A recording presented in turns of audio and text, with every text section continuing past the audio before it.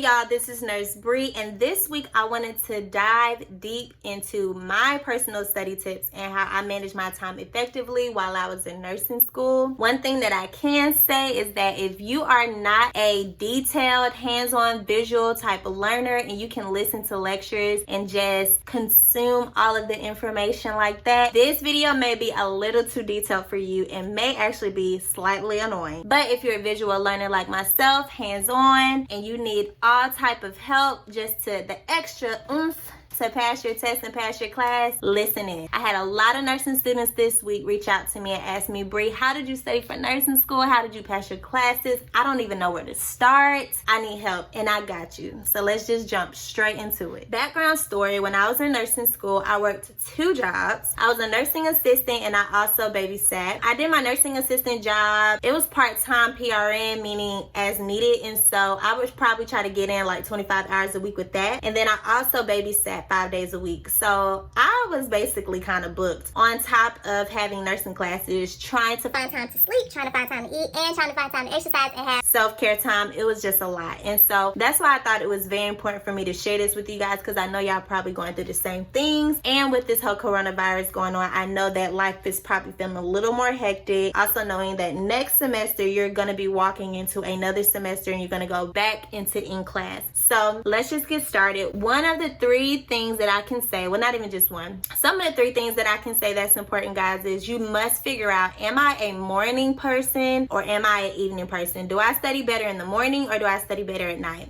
I personally study better at night. I would get my little coffee together around 9 p.m., study in the library until they close, and then I would go home and study more as well. I know a lot of people are used to studying in the morning or midday. That didn't work for me. I don't know why. My brain is just not up. I really mentally don't even wake up until like 11 a.m., 12 noon. So nighttime was the best for me. Also, you need to find a great environment, guys. You cannot be around a lot of distracting, a highly stimulated area. For me, I do not study well with music, so I would have to go to places that were a little quiet. For example, coffee shops, the library, my living room. Do not study in your bed. You'll end up probably falling asleep. Some people did study well with music. That wasn't for me, but anyway, the whole point is figure out what's a great environment and that works for you. Also, going to get used to turning your phone off. Put that thing on do not disturb, because you don't need anybody jumping in and distracting you, because next thing you know, you're not even studying. You on Instagram or Facebook for 2 hours. Okay? So first, I used to study 2 to 3 weeks prior to my exam. I know that's probably a little crazy for y'all. Found out over time that that's what really helped me. Before class, I know that a lot of professors email out PowerPoints. And so what I found helpful was to go ahead and print out each PowerPoint sheet, which is probably between 40 and 100 slides. I wasn't doing that. It was a little time consuming for me, but this helped. I would actually take all of my words out of the PowerPoint, all of the bullets, whatever they put in the PowerPoint basically, and put it in a Word doc, and put it all in bullets. And any sub bullet, I would just push it over and have sub bullets. Any pictures that I felt like was helpful, I would put the pictures in there next to the subject. Basically just like the slideshow, but it's in a Word document now. Also, what I used to do is I used to print out the Word doc and bring it to class with a highlighter, 2 highlighters maybe at the most, and a pencil. I never used to write my notes in pen because I just very stickler about my paper and how organized it is. So I would use a pencil so that I can erase. I would bring that to class. You don't have to do that, guys. You really could just type on your PowerPoint, but I found out when you're more hands-on, it gives you more of a stimulated and active learning type of environment when you're in class. So that's why I suggest to print it out and bring it to class with a pencil and 2 highlighters. The night before class, I would sit there and skim through the PowerPoint. I'm not gonna go real deep into it, just skim through it so I can know what we're about to talk about. And I'll bring that printed paperwork out and take it to class. I will also record the lectures, guys. This is very important to record lectures. If your school already records lectures for you, that's a plus. So click your record button, start recording your lectures, and now you have your sheet of paper, your PowerPoint on your Word doc printed out in front of you with your pencil. So while the teacher is giving out all of these points and they're going through the slideshows, make sure that you write down things that the professor puts emphasis on. Also, write down things that you feel like is important. So the question is, Bree, What the heck is important? What's important is ABCs and pain. So airway, breathing, circulation, and pain. Patient care management. What are we doing to help the patient? What can I do as a nurse? Also, lab values are very important, and figuring out why. So for example, if y'all are going over the liver or something pertaining to the liver, and you're going over lactulose, which is a medication. Okay, so my question would be, what does lactulose do for the liver? How do I give this to the patient? What side effects will I see? Why would I give this to the patient? What do I expect to happen when I give them this? For example, lactulose makes you poop. That's like a big side effect, but it's basically removing all the toxins from the liver. So you need to know why behind everything, guys. It's very important. Always ask why. And if you learn why, that also helps with keeping that information in your head long term instead of just learning it quickly and trying to memorize. Because what you don't want to do while you're in school is memorizing. I mean, for meds, yeah, when it comes down to like medication and stuff, you can kind of memorize. But when it comes down to like patient care and management, I don't think that's something you should memorize. You should actually try to always ask why this, why that, so that it can stay in your head long term. So now you're in class, your teacher is talking, you got your recorder going, you're recording your lecture, and you're also taking notes. And then after class, when you leave, skim through your notes really quickly, like all of your notes, and just skim through it. Why? Because I feel like that gives your brain another dose of what you just went through, and your brain is still a little awake and alert to what you just learned in class. So after that, and mind you guys, this is all within the first and second week of studying, and then I'll go into the last week of studying. So what you want to do is study every day, guys. Study every single day. I know it sounds crazy, but please do. I would study at least 2 to 4 hours a day, and it was also important to study in sections. So I would take the easy stuff and study that last, and I would study the hard things or the harder material first. And I will also make a calendar. You want to make a study schedule. So Monday, Tuesday, Wednesday, Thursday, Friday, and Saturday you'll probably study 2 to 4 hours, whereas in Sunday you'll study probably 30 minutes or an hour. You want that to be your chill day. You can recharge for the week. You want to break down your sections into each week. So, you know, the liver this day, respiratory this day, the heart this day, and honestly, the heart probably be 2 days depending on what class you're in, because that is very intense sometimes. Also, when you're studying in sections, you want to make sure that you use your resources. So, for example, YouTube, Pinterest for visuals. Also, you want to use Khan Academy, which is really good. I also heard that a lot of people, while they're studying, they can use flashcards. I personally wasn't a super fan of flashcards. I feel like they're really good for medication and lab values, so I probably use flashcards in that sense. Remember, I was saying that you need to record your lectures. When you start going and studying through your sections, I think it's very important to listen to the entire lecture at least twice, and that's after, you know, your class or whatever, or when you feel like it's best. But just make sure that you listen to the entire lecture. I know our classes are at least 2 to 4 hours. At some point during that class, you've probably blanked out, and so it's important to re-listen to your lectures and retake notes to make sure that you didn't miss anything. So still within this first 2 weeks, guys, of studying, you're like, okay, I need to kind of tap into this textbook.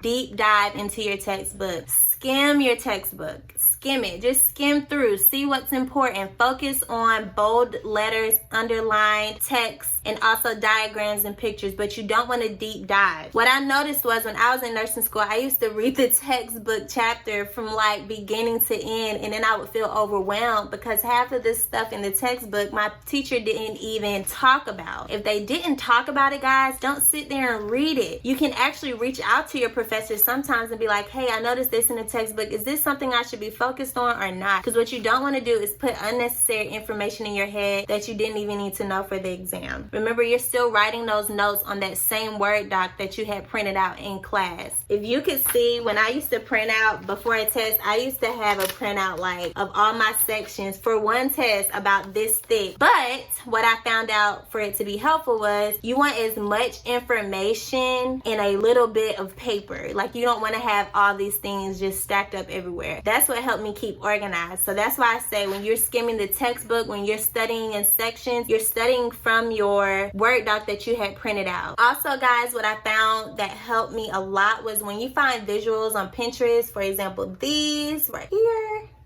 I would print these out and I would just add them to the back of my notes for that section and view them and study them and embed the picture in my head so that when I get that question on the test, I have a visual. Also, guys, I would use highlighters that are different colors. I would highlight and take notes when I'm at home re-listening to the lecture. I would use different highlight colors. So I would have like pencils and pens where one end was a highlighter and then the other end was like a marker, but it was a fine point, and I would take notes like that. So you want to continue this for 2 weeks. You want to re-listen to your lecture, have your Word doc, write out your notes, use your highlighter, look in your textbook, use other resources, ask why in every single way, form, and fashion that you can, and add it to your notes. And also, don't put too much focus on things that your professor has not talked about. And if you have questions about things that your professor didn't hit on, ask them, email them. They are also a resource. You pay them to help you. Now we're in our last week, guys, and you should feel pretty confident about the topics that you have been studying at this point. And hopefully y'all teachers don't do like my teachers did me. They would throw a little curveball in there, and next thing you know, you got a whole lot more stuff that you got to study for the week before your test. But let's not panic, because studied all your hard stuff first and now you just got your easy stuff left. And it's okay, just study as much as you can. Hopefully they don't put that many questions on there from that section, and hopefully your teachers don't do this, because my teachers used to do that, guys. But it's okay, and I end up passing my test. So in that last week, you should feel pretty confident about what you've learned. Now this is like review week, so you want to have a dry erase board. I felt like a big dry erase board worked really good for me. Basically write down section by section everything that I knew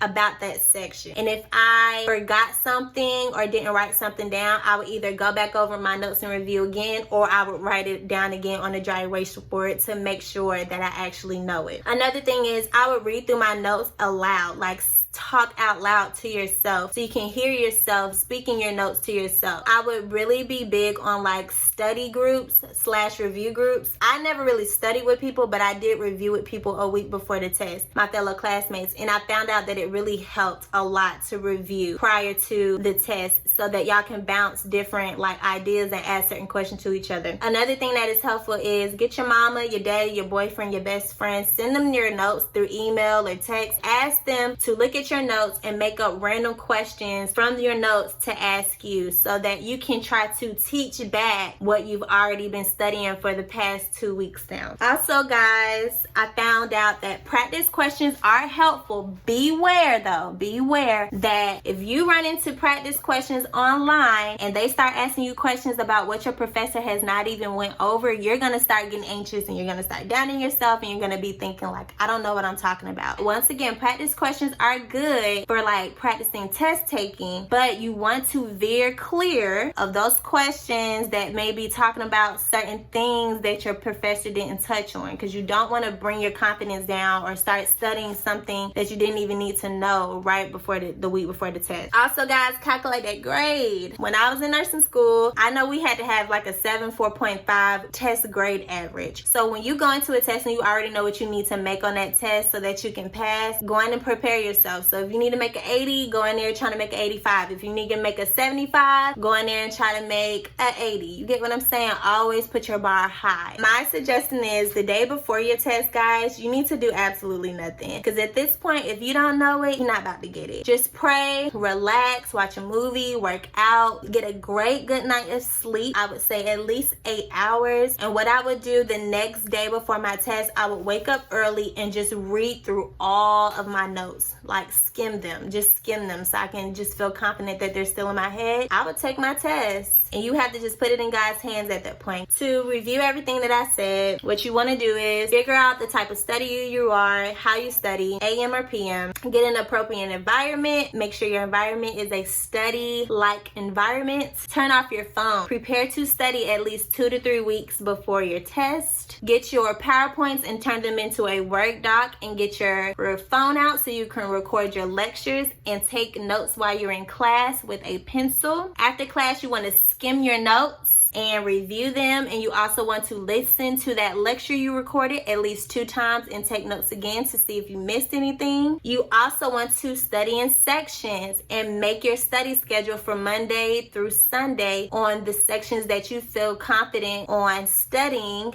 at least for 2 to 4 hours, and also put in little breaks in there. You also want to use your resources, so Khan Academy, Pinterest, YouTube. And then also I suggest personally start off with the hardest, then go into the easy stuff. Also, when you're ready to jump into your textbook, skim through the chapters. Don't deep dive into your chapters, just skim through. Try to see if there's extra information in there that you may have thought important. And if, you know, I'm a big person on why. So if you want to look in your textbook and try to figure out your answers to your why, that's good as well. But remember, don't go over anything that your professor didn't talk about or bring up. Continue that for 2 weeks. After your last week, you want to test yourself, quiz yourself, review with your friends. Day before, you want to pray and relax, and then go into your test because you're gonna pass. But thank you guys so much. I hope this was helpful. I recorded this video like 3-4 times because it's so much information, but I hope that it is helpful for you. I know that you guys can do it because I did. Whew. I'm not a great test taker, so I know that you can definitely do this. Let me know if you have any questions. Make sure you like, subscribe, and share, and put any helpful comments below that you felt like was helpful to get you to pass your test. Thank you guys. Have a great day.